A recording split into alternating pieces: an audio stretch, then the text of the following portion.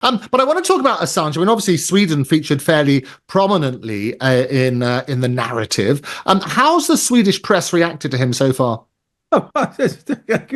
Very good question, Andrew. I think they're as delighted as the rest of us are. I mean, it's worth remembering still that the corporate media pretty much did a dirty on Andrew, including the New York Times and the Guardian, who were his champions in the early days of WikiLeaks.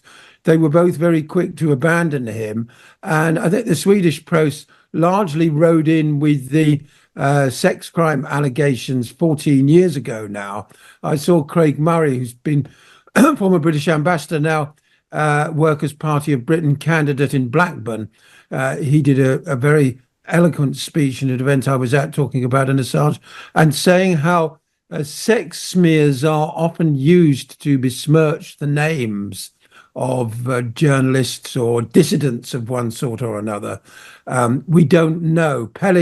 Our colleague Pelly Neroth Taylor is actually going to do a deeper dive in his program into evidence he's uncovered that honey trap was was all made up, basically. I don't know. I wasn't there. I couldn't possibly comment, but he's got evidence that basically it was a CIA/British intelligence operation in order to generally turn the public against him, because it took many, many years for public opinion, particularly amongst the so-called liberal chattering classes, to come round to the fact that his was an extremely just and worthy cause.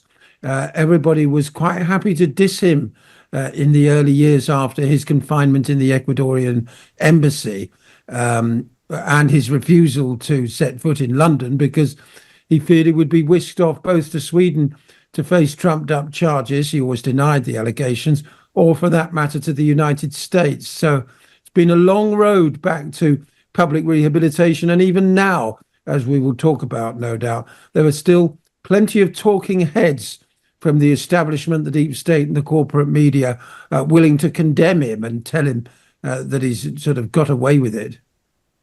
Yeah, and I think you're absolutely right, Basil. And I think there's so much to unpack, so many questions still to be asked.